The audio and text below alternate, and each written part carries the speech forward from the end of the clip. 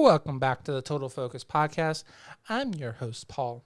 I'm so excited for our guest this week. She is the reigning Miss Ohio Collegiate America title holder 2020. Bennett is on the show. I am so excited for you guys to listen and really be inspired by her. Her whole platform is about really preventing people from bullying other people and really showing people that everyone has differences and really promoting self-love and doing public appearances and really speaking to young people. Unlike our typical episodes where we really deep dive into her personally, her mission is so important that we really focused on her. She even broke down my bullying as a young child. So I think you guys will be really inspired to learn more about Britain, and I hope you guys stay tuned and are really inspired by this entire episode.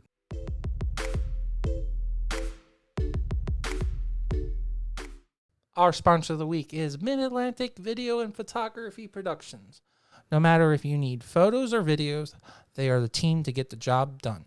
If you have a wedding, if you need photos, if you have a special event, you need photos, or if you need professional headshots, reach out to Mid-Atlantic Video and Photography Productions. And if you have a video project, a wedding videography, or a commercial you need to shoot, they are the team to get the video jobs done. So make sure to reach out to Mid-Atlantic Video and Photography Productions for your photo and video needs.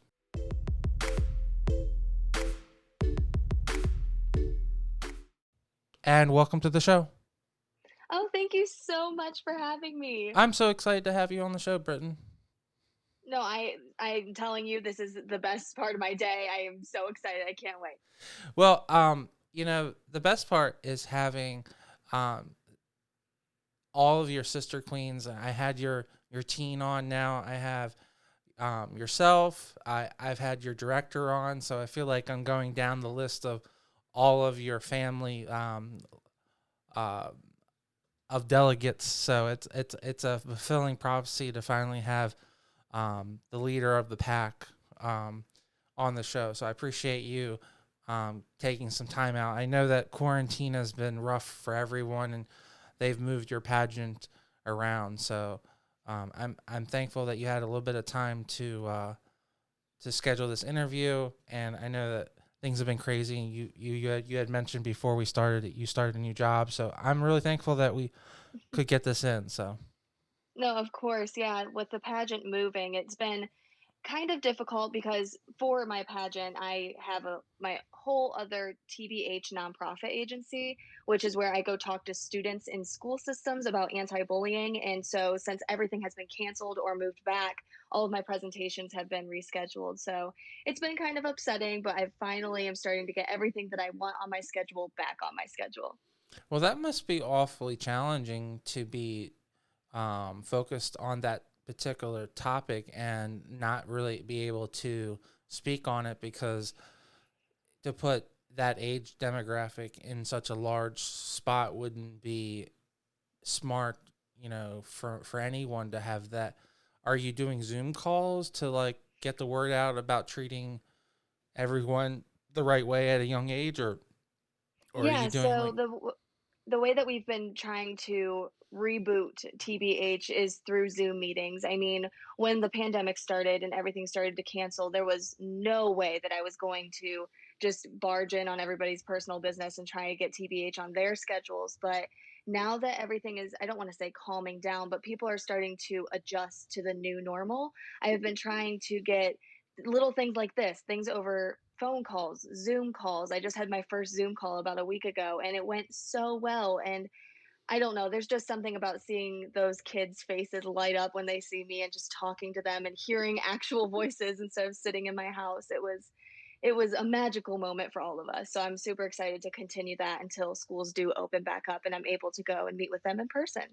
Well, I imagine you're an extremely big role model for any young girls that are being bullied in school. I mean, they look at you and they probably think that you're so incredible, that princess, with the beautiful dress on. So I'm sure they're probably really intimidated, but they're probably looking at you as like such a big role model too. So, Oh, thank you. Yeah, it's so fun because I don't necessarily do pageants because of the crown and sash. I do it because of the impact I'm able to have on young kids. And like you said, when I do walk in a pretty dress and a crown and sash, they think I'm a princess and they immediately listen to what I have to say, which is a great megaphone. It gives me kind of like a sense of authority, but I make sure to use that authority in a positive way. And I always let the little girls and boys try on my crown and sash, make sure that they're having an amazing time, and really listen to what they're going through because we're all going through our own separate things. And I want to help as much as I can. well, what's the defining reason to do pageants, and how did you get into it? Were you into um, changing your community really young, and was that something that was always impacting you? Yeah, so I grew up in a family that always put other people before themselves. And growing up and going through high school specifically, I did little pageants when I was a baby, but obviously I do not remember that. But throughout high school, I was bullied to the point where I told my parents that I didn't want to live anymore. And through that, I knew that I started changing myself for other people because, again, I grew up in this family that always wanted to make other people happy, always tried to help other people when they could. And so when people weren't happy with me, I immediately put their emotions before mine, which is a pro and a con because at the end of the day, it ended up having me lose myself and trying to change myself to make other people happy, which is something nobody should do. So I knew that I had a choice and I could let the bullies win, take my own life, or I could use my experiences to go out and help other people.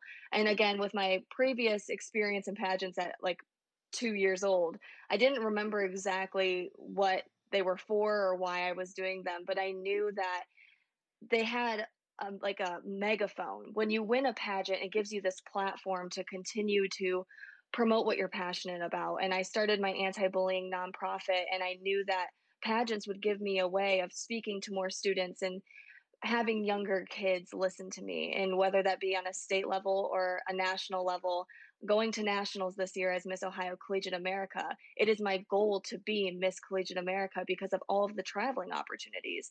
And you're traveling once or twice a week to a whole different state, a whole different country. And that to me is an opportunity to talk to more kids, an opportunity to positively impact somebody every single day.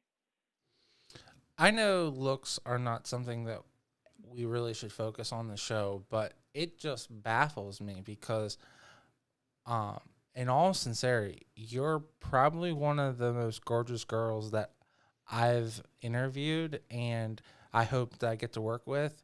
And for you to sit here and say that you were on the precipice of feeling like you wanted to kill yourself because people were picking on you, that is so devastating. And to me, it just shows that you can be as gorgeous as possible and people still will pick on you. So that just Aw. shows how nasty kids can be, because it's really a kids thing. Because I think as an adult, people use beauty to their advantage. Like they might manipulate a gorgeous woman, or vice versa. But that's really just horrible that kids would, you know, like basically put you out the pasture. Like they don't like, that's just like horrible. But that look shouldn't be the defining factor. But like that would just be, to me, would just be tragic. Like, so Thank you so much for I just your don't know how to compliment. like, That I don't is know how to like summarize it that doesn't sound, because look should Yeah, not no, be I the get define. it. Yeah, I totally get it. So when I was in high school, I was that girl. I wore fake eyelashes. I did my hair and makeup every single day. I wore a dress and a pair of heels every day to school. And I knew that I always tried to be that positive, bubbly person. And I don't know what I did. I never knew what I did. I always asked my mom. I would be bawling my eyes out at dinner some nights, just screaming, why? Why me? Why are people hating me? All I want to do is be that positive person in their life. I just want to help people. I want to be the best version of myself that I could be. And it made me realize that there was nothing wrong with me. There was something wrong with the person that was bullying me, whether that be jealousy, whether that just be there's something going on inside them that hurts them and they don't like seeing somebody else happy because they're not happy. I will never understand why what happened to me, but I do know why I was put on this earth, and I know why I wake up every single day doing what I do, and it's because I know that I can have a positive impact on at least one other person. And you brought up the point that it doesn't really matter who you are, you can be put in that negative situation. And that's something that I try and tell these kids. It doesn't matter who you are, what you do. If you're in the band, if you're a football player, if you're a cheerleader, if you're a homecoming attendant, it doesn't matter who you are. You can be a victim of bullying, whether that be in person, cyberbullying, anything. But you also are able to overcome it. So you should never let any negative situation in your life be a full negative situation. Again, I'm a positive person. I try to find the positive in everything. And even when I was at that lowest point in my life, literally looking myself in the mirror, wondering if I should wake up the next day, I still tried to find the positive. And I'm happy I did because I'm here talking to you and I'm able to share my message.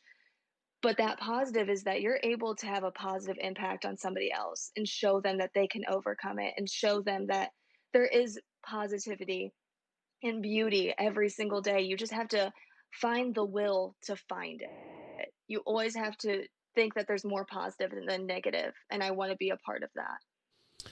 I absolutely agree with you that you got to really stay in the positive. I mean, when I was growing up, I was heavily bullied.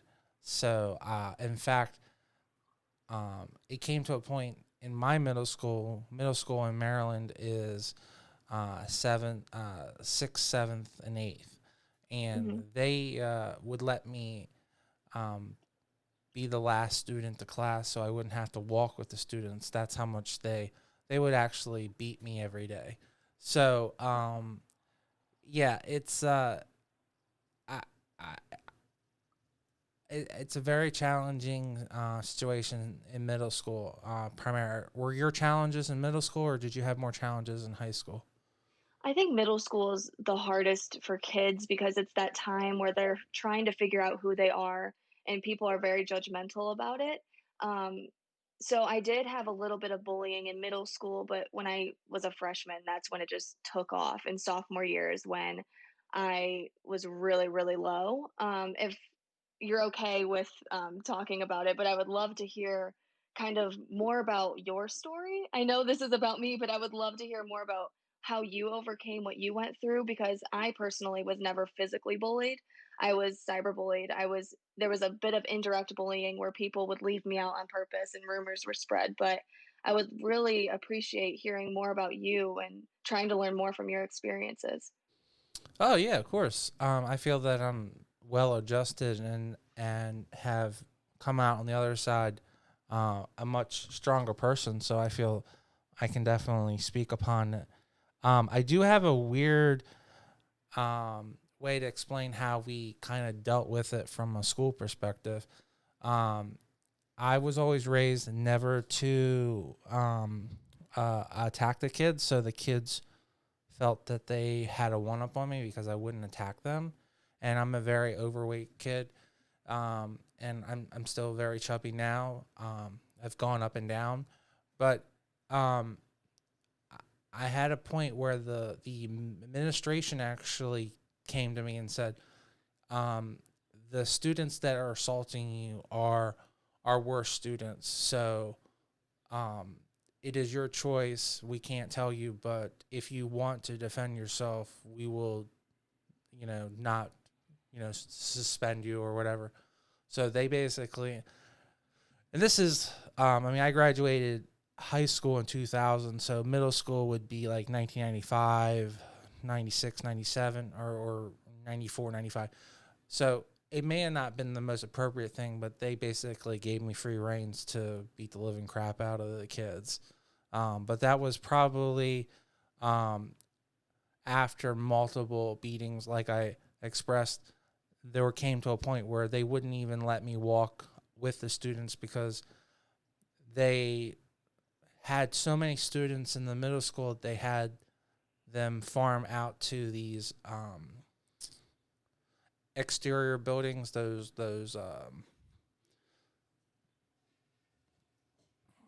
uh, trucker building, the like the extension. So there was a portion of the middle school that there was a blind spot, and everyone that's where everyone would fight, and they for some reason they couldn't have a teacher there for some reason. I have no reason why, so it would, I don't know how to explain it. I don't know if it Hmm. rationalized to make sense to you at all. No, it does. But then the kids definitely stopped picking on me. Um, Transitioning into high school, there really wasn't like going into high school. There was no issues. I don't know if it was Hmm. more diversity in students. Um, I know where I grew up, there was a lot of African Americans. I had a lot of emo groups of children, a lot of jocks. So we had the only demographic we didn't have at the time was a lot of Mexicans. But at the last couple of years of my high school, we did have some Mexicans. We had a lot of Asian population. But So the diversity was more than in in high middle school, school. no, in Yeah. high school. Okay. And I think that was probably what made it more normal, I guess, and So not. would you say that did the teachers ever do anything other than tell you that you could hit them back? Like, was there That was anything from that the they, administration, not from the teachers. I think there was a lack okay, of the teachers at that point, fundamentally understanding that they had to do their job and actually protect the right. students.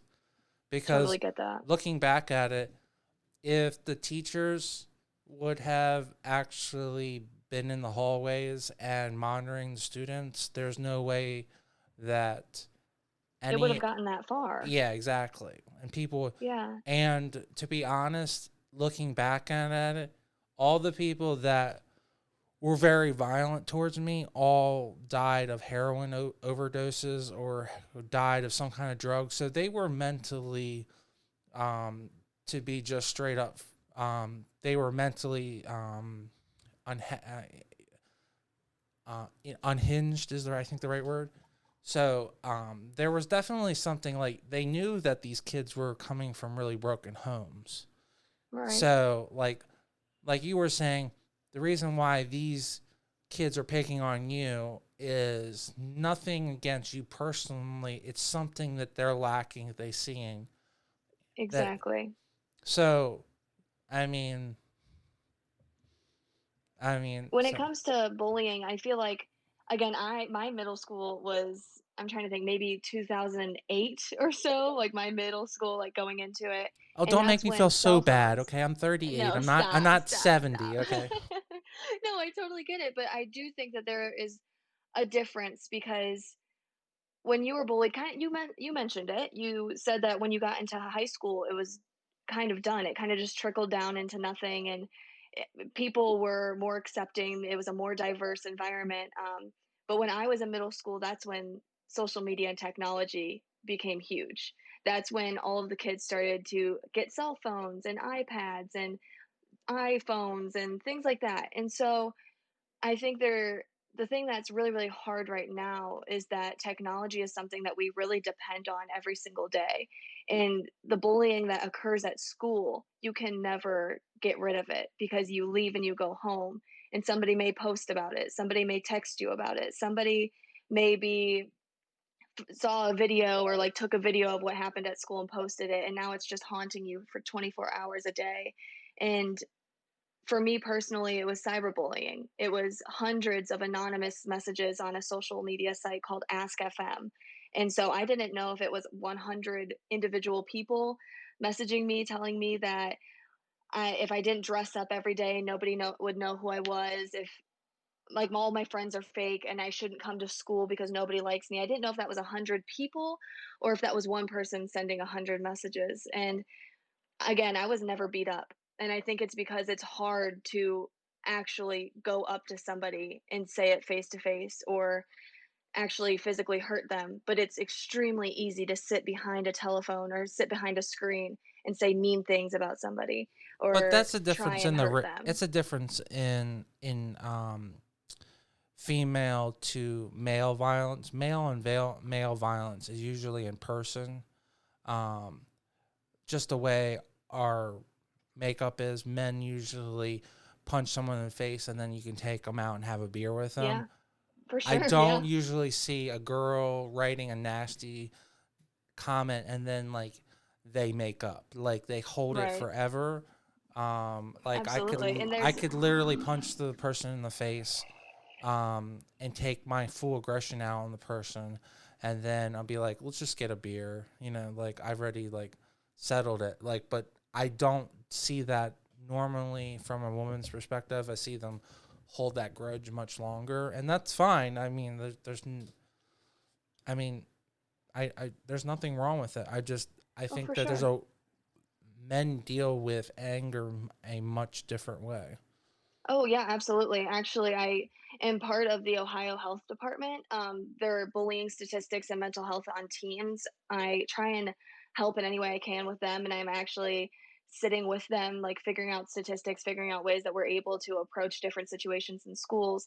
And what I have learned is exactly what you said, that men and women and all other people deal with what they're going through differently. And so bullying, indirect bullying and cyberbullying, women, girls, that percentage is so much higher. And physical bullying in general is actually decreasing, but the percent that is still there is typically done by males. And I don't know what it is about us girls, but girls are vicious. They are so rude. And if you are different in any way, they will find something to pick on. And I don't understand why that's a thing. I mean, everybody's different in their own ways. Nobody knows what normal is, but I think normal is boring. And so when people try and tell me that I should do this because of this or do that because of that, I just look at them and say, no, I don't want to because I'm my own person. And so that's something I definitely try and promote with the young kids. But when I go into a classroom that's full of girls, boys, adults, young kids, like the diversity is there, yet there's the same issue of people aren't allowed to be different. And I will never understand why, but all we can do at this point is promote that different is cool. Being different is what makes you unique. It's what sets you apart, and nobody can be you. You can always be a copycat of somebody else, but nobody's going to be as good as you are. I guess with my age, I've come to realize, and perspective is a big thing that you learn as you get older. But I've truly have come to the understanding that what really matters is understanding the broad spectrum of the situation and really dealing with it. Because when you're younger, you don't really see those long projective, and you don't understand what's going on. And the biggest thing um, that you have to deal with is change. And from a society thing, change is such a big thing. And Hmm. people don't want to deal with change. Like the biggest thing in our country is going from a paid health insurance to universal health care, and we pay for it in insurance. And people are so scared that that would be such a bad thing. And doesn't have to be a politics thing, but like each of them have very valid things. But the simple fact that you don't pay for your insurance directly is such a fundamental thing that is scared for people, that it causes so much like anger. Um, but in some countries, it's one of the most positive things that's ever occurred in the country. I mean, your name is named after one of the greatest countries that has universal health care. Right. And I've traveled there several times, and there is no um, there's no um, risk of going to that country and being sick, because you know that you're going to be okay. Um, Right. but if you travel in this country anywhere and you just are uninsured or under or a little, not have enough insurance, or you don't have enough money, then you're pretty much running a risk, a highly Right. big risk. So, and Yeah. I don't know how to change. I think that's a human thing. We don't like change at all, and that's a very fundamental thing. I mean, here's the thing they've been arguing about for 3 years is expanding football season from 17 weeks to 18 weeks, and they keep on arguing about it. Like it's just Right. one. It's just It's one game. 1 week. It's one Right. game, but oh my god, it's such a big deal. Oh my Yeah, god. and you never know why. Like, why does change have to be so scary? Like, Right. yeah, like our country was built a certain way. Yes, people have been doing the things that they've been doing for years, but sometimes that doesn't mean it's right or it's the Hmm. best way. I mean, I think us as humans, it's our job to take what we've learned and then progress. And to progress, you have to change. Change should not be necessarily scary. It should be something we're looking for. Like we should always be changing. We should always try to get better. And I personally agree with your views politically. With I don't think that our health and our bodies should be seen as a business. I think everybody should be able to live and not have to worry about getting sick and not being able to pay for it. But there's levels of change in the fact that 1 week of a football season is causing such a riot. It shows that there's something. The actual change that we as humans need to make is the change of not being scared of change, if that Right. makes sense. Right. I mean, the one thing that life, I mean, it's hard as a young child not to understand this because your life is so short at that point. Right. To truly understand is that life unfortunately continues to change. Eventually, you'll lose those grandparents, and then you'll lose your parents, and then hopefully before you lose your parents, you have a significant other. Otherwise, you're all by yourself, and then your kids will grow up and they will leave the house. So life is all about change. I know this is like Mhm. such a deep, like sad, like conversation, but it's so truthful. Mhm. Um, and if you think about it, by the time like as a photographer myself, by the time I acquire all of the stuff, it's because it's stuff that I might want to have now, life will probably be over. Like, and Mhm. then like someone else will get my stuff. Right.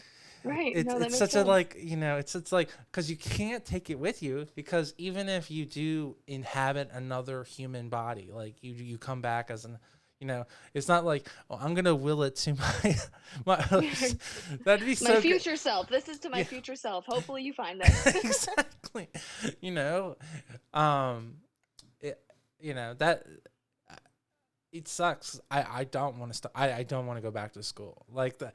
Yeah. Like I I don't No, it I can agree it with you has nothing to 100%. do If with I like I didn't can ever deal have to with. walk there. Yeah, I can deal with the bull. I just don't want to like I don't want to go to school for another 18 Mm-mm. years. Like, well, Yeah.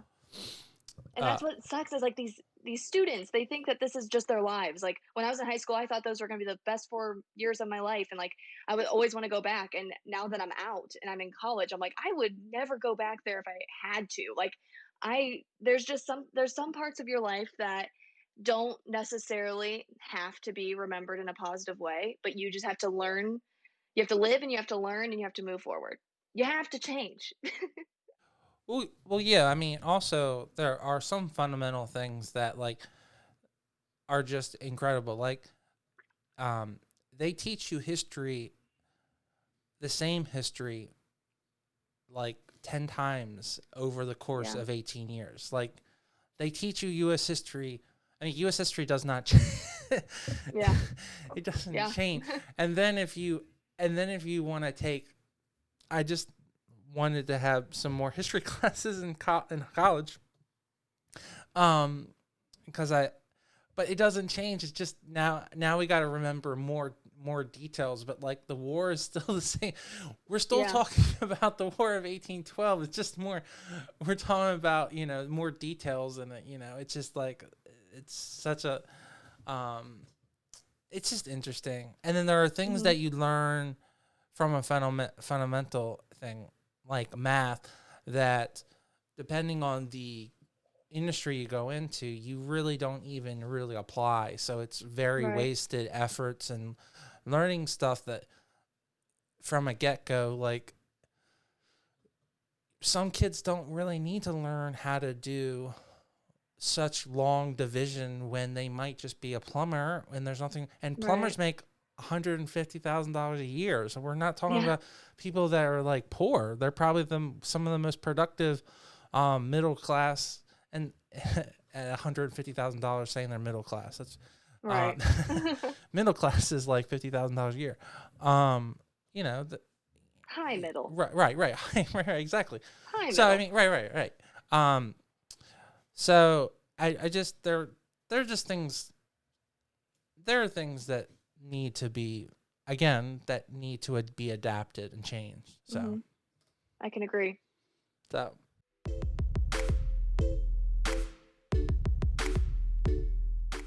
I just wanted to take 1 second from this great interview and talk about our sponsor of the week, Mid Atlantic Video and Photography Productions. No matter if you're planning a wedding, a special event, or you just need an amazing headshot, they are the team to get the job done. You can reach out to them at 443 422 3830. Again, that's 443 422 3830. Or you can just go right to their website at mavpp.com.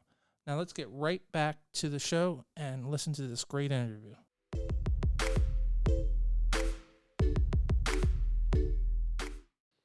Well, I hope I haven't taken over your highlight of your show. I feel like I brought you on as a guest, Britton, and we haven't even really talked about yourself. I know you're No, we're really having a great time. No, I know you're very passionate about bullying and preventing bullying. Um, so I really would like to learn more about you. But if you would like to focus on that topic the entire time, we can. So. Yeah, no, I could definitely bring up like a little bit about TBH and like what we have done, the more positive side of things, because I feel like we just went on a whole rabbit hole of just negativity and we got to bring that positivity back. Well, also, I mean, honestly, if you're more than welcome to be a guest and talk as long as you want, we can do. I know your time today specifically is very tight, but Yeah. we could honestly do a whole episode about that topic. So Oh, yeah, let's do it. Put me on the schedule again. We'll okay, focus this part on me, and then the next one will just be like random talks with Britt. all right, that's great. So this is the only pageant that you've only done then, that you've only that. Well, So you did actually, some so ones when I've you were done a younger, you said. yes, and then in 2015, this is gonna sound so weird. In 2015, which was the year that I was at my lowest point, and the year that I decided to start TBH, my anti-bullying nonprofit, I was appointed a title, and it was Miss Michigan High School America. So right now, I am Miss Ohio Collegiate. At the time, there was no Michigan pageant, so there was just a title open that I was able to take, and I took it. And being from Ohio, you do not want to be a Michigan fan, and I was Michigan, and that was not okay. Definitely, it was hard to get presentations and stuff, but now that I'm Ohio Collegiate, it was great. But the High School America system was the first system that I actually tried and really wanted to win and learn. And the reason behind that is because the national platform is the brave platform. Brave stands for building respect and values for everybody. It is a anti-bullying platform, which is perfect for what I do. And so this is the first system that I ever started in, and I'm so happy I am back. I have competed in the Miss Ohio USA system for a couple years, but this is the system that I truly am passionate about because it actually aligns with what I'm trying to do. And I know that Just as from a Miss Collegiate. just from like a fundamental perspective, is that what you mean?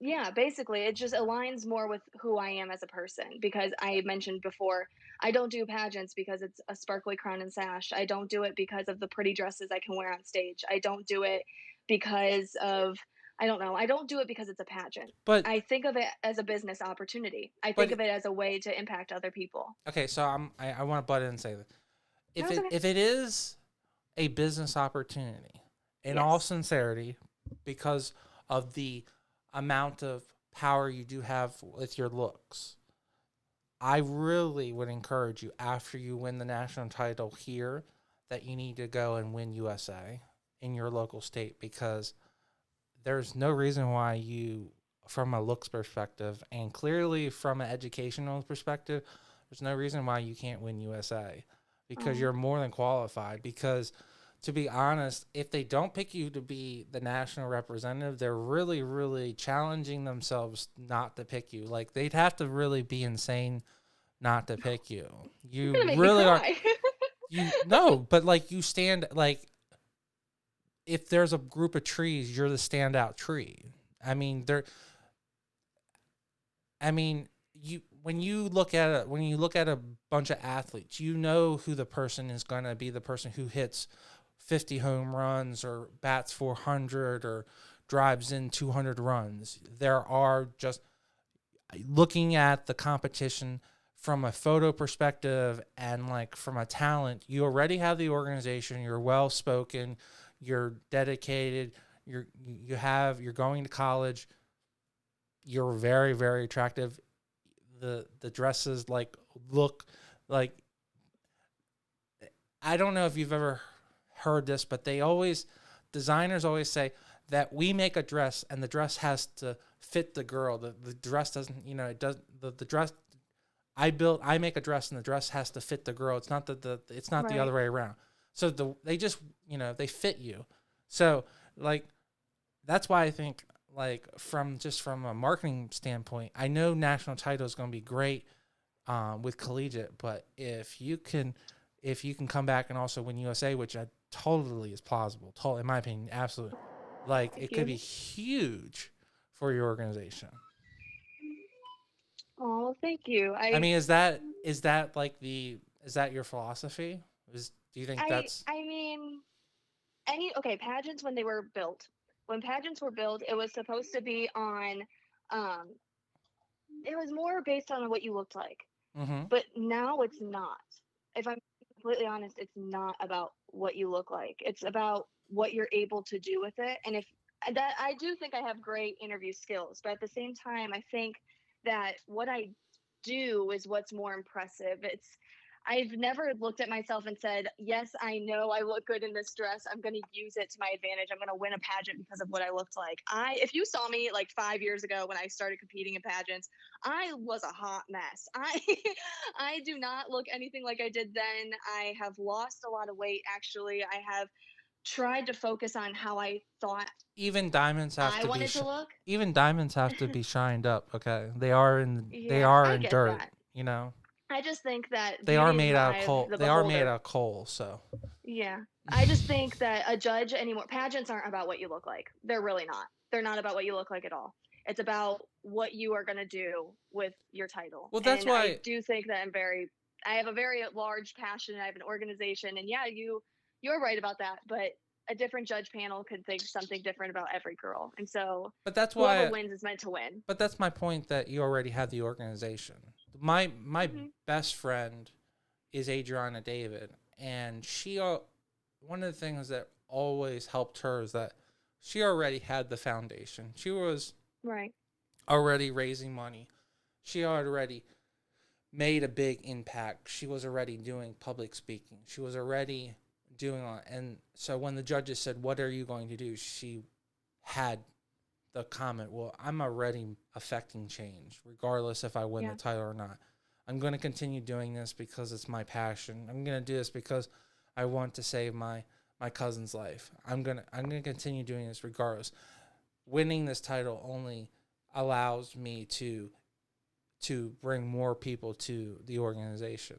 So Right. I Exactly. would hope that you would kind of use that to your own advantage, because I think that's what the judges want to hear. They don't want you to say, and when I'm in the room and I'm judging the girl, I don't want the girl to say that the title is a way for me to start something and a way to get the word out. I want the girl to say that, well, regardless if I win or lose, I'm going to be doing this either way, and the title is just Right. is just something to help get it more. And I assume you already know that. I'm sure you have a wonderful I was pageant going to because say I think you just answered my own question. Like if that's exactly what I say. I mean, I have a large Instagram following. I have everything that I ever need to have my organization be successful. But the reason why I go to pageants and the reason why I do what I do is because I know that there are opportunities that that title would give me that I wouldn't be able to have in the first place, which would then let me to continue what I do now, but on a larger level. And another thing is that the reason why I do pageants is because there are girls just like me that need somebody to look up to. There are girls and boys and kids across the nation that need somebody to look up to. And if a pageant title is what's going to get me into another school, if that crown and sash is what's going to have a child listen to me and listen to what I have to say, I want it. And I want to do that because that's all I care about is helping people and helping kids. Yeah, I absolutely agree with you, and I just would encourage you to continue with that mindset because it's just a positive way to really get what you want at the end of life. Because Right. um, passing on those good things will always come back to you. Mhm. Two goods will always help you when you need it. You know, so. Yeah.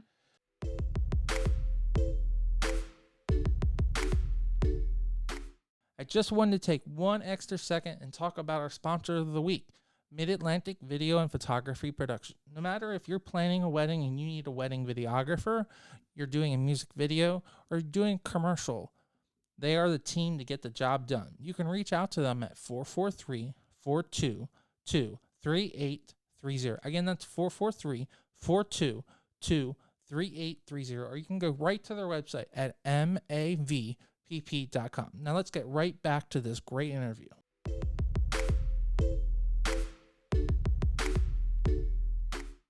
All right, Britton. This is the portion of the show where I let you mention anything that we haven't really talked about. I know we've really jumped all over the place, which is great because we're having a real conversation and it's not scripted, which I love. Yeah, of course.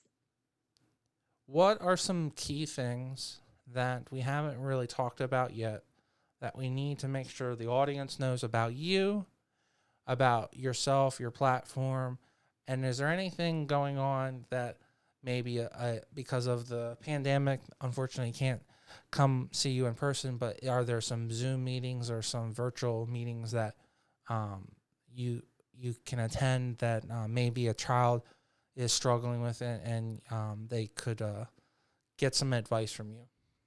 Yeah, of course. So I think one thing that I really want to touch on that we haven't talked about at all, and well, we brought it up a little bit, but what I would like to continue talking about is the importance of social media education for parents.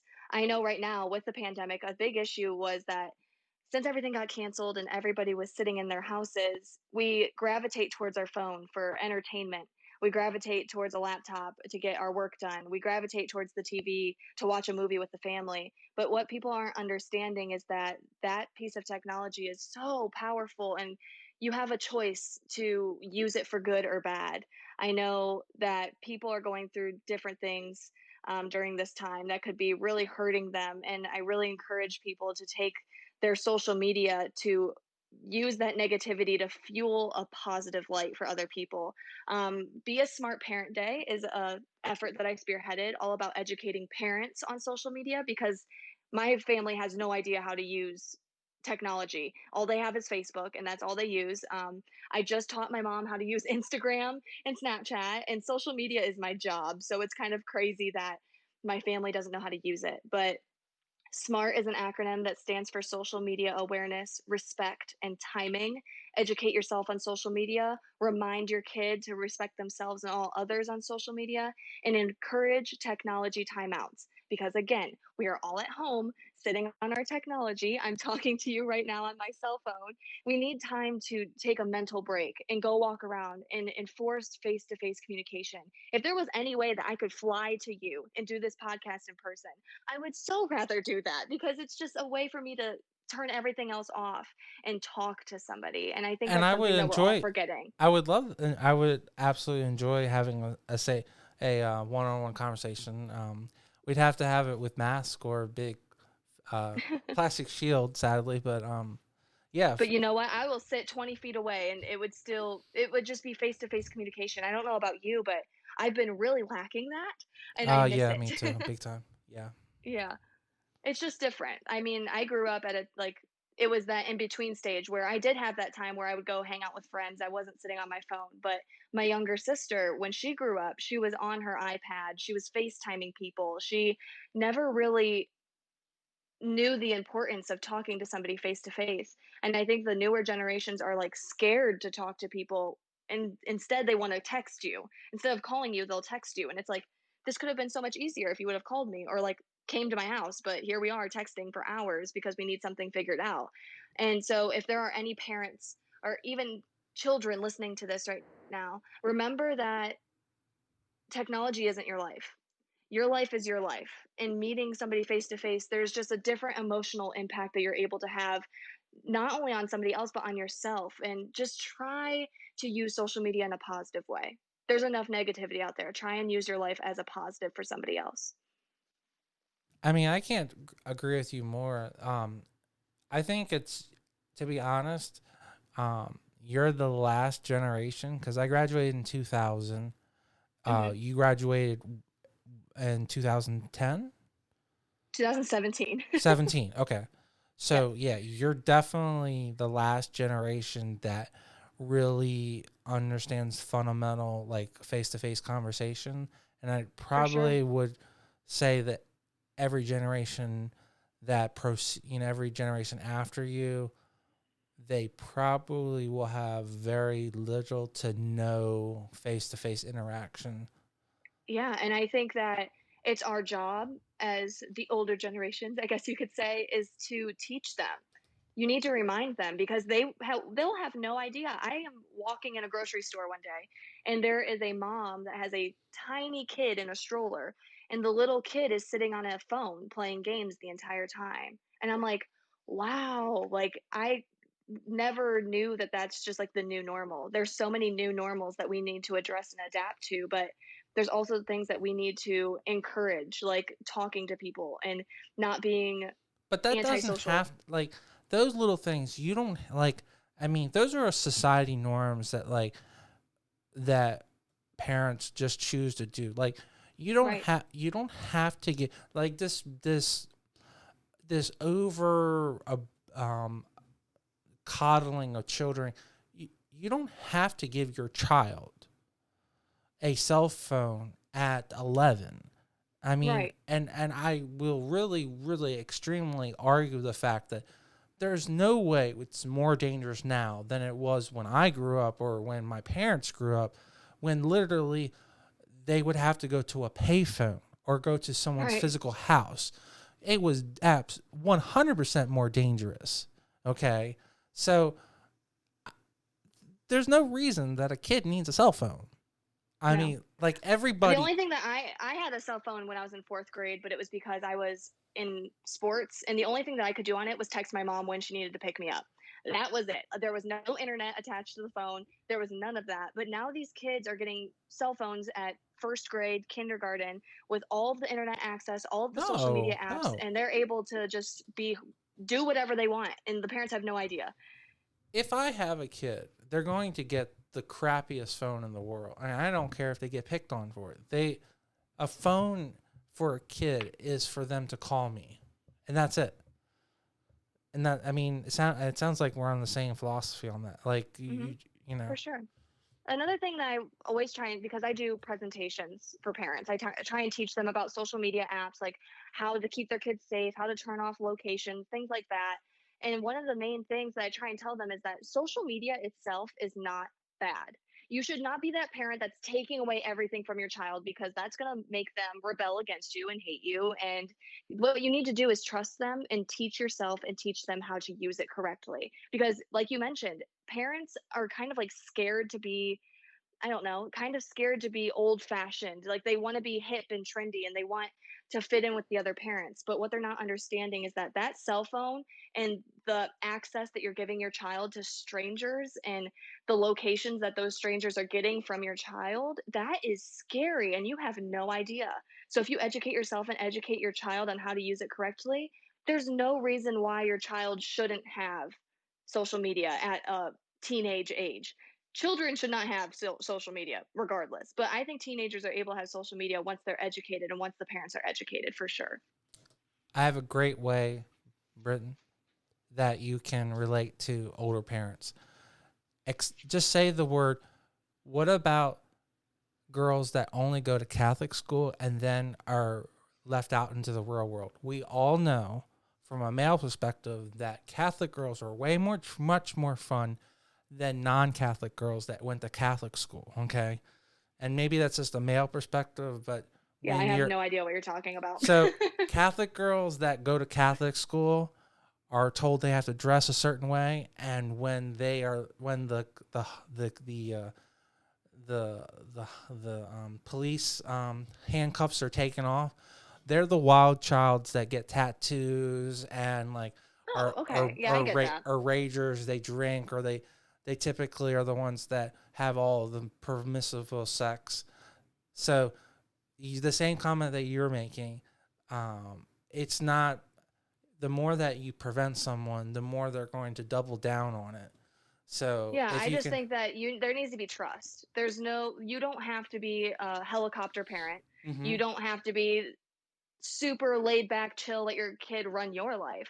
You have to have that in between. You have to adjust what's going on in the world. You have to understand what is the new normal and try and just hope and pray that your kid will understand and listen to you. And as a parent, you have that authority to make them listen to you, but you also need to have the authority on yourself to understand that they are a growing person going through this weird time, and they need some space, but they also need to be educated and understand.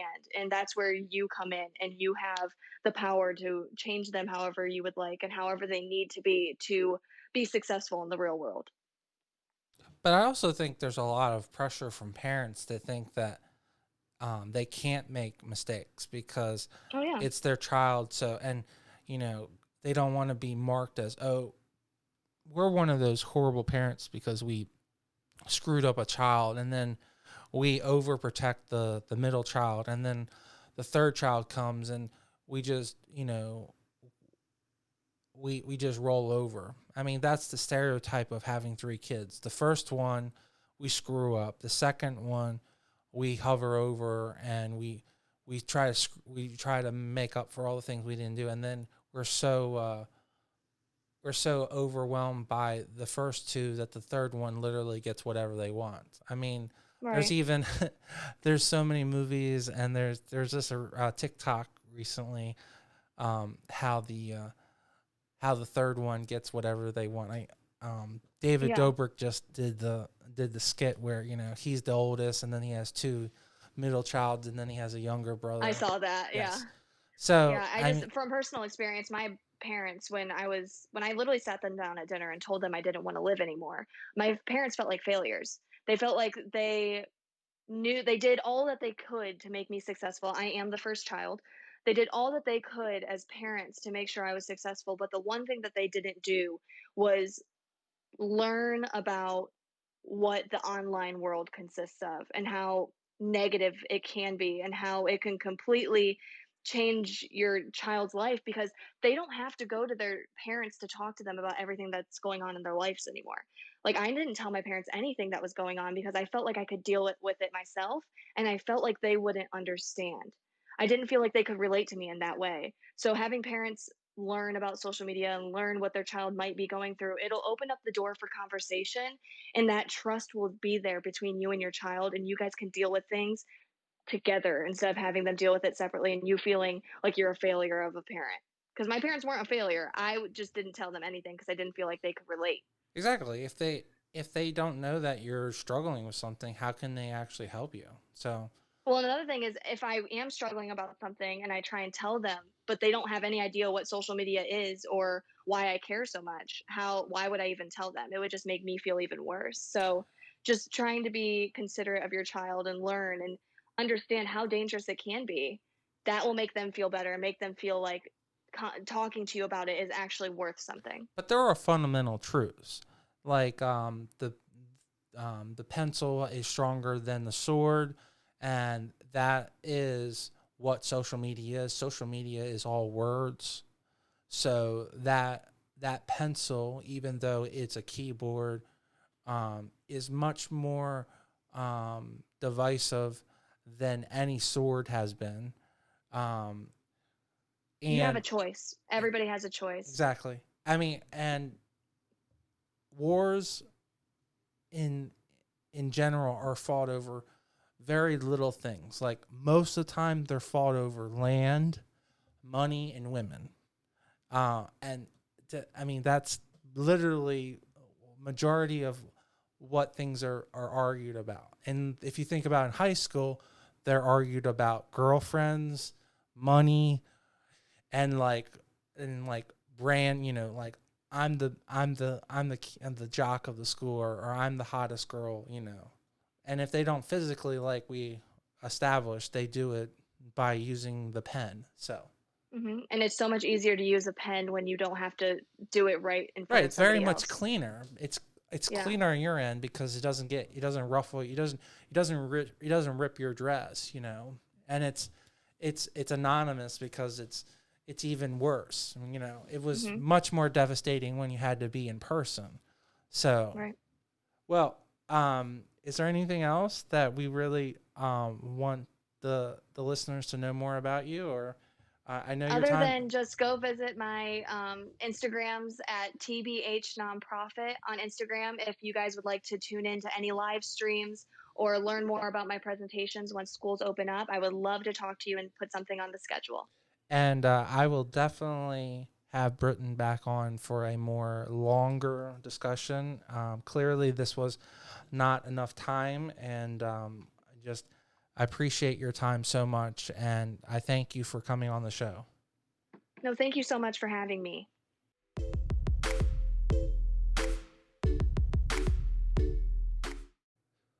Thank you so much, Britton, for coming on the show.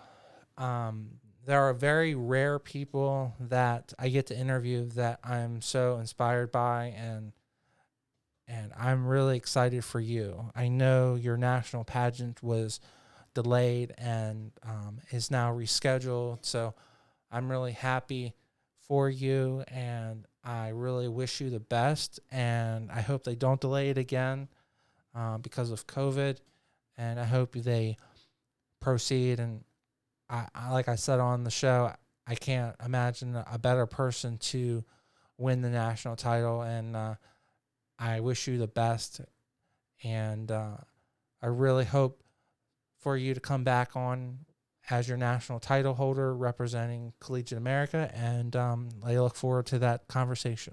Don't forget, all of my absolute amazing listeners, that we have 2 shows on this Total Focus feed. One is the podcast, and one is our movie review show called The Movie Breakdown with my co-host, Ivan Carlos. So, if you're loving deep dives conversations with actors and models and pageant contestants, then please check in with our podcast called The Total Focus. And then if you love movies, then stay tuned and please listen to our movie breakdown for all of our movie discussions. So for myself and my co-host Ivan Carlos, and for my lovely guest today, Bennett, I appreciate you listening, and I hope for you guys to all stay tuned and listen to our next episode.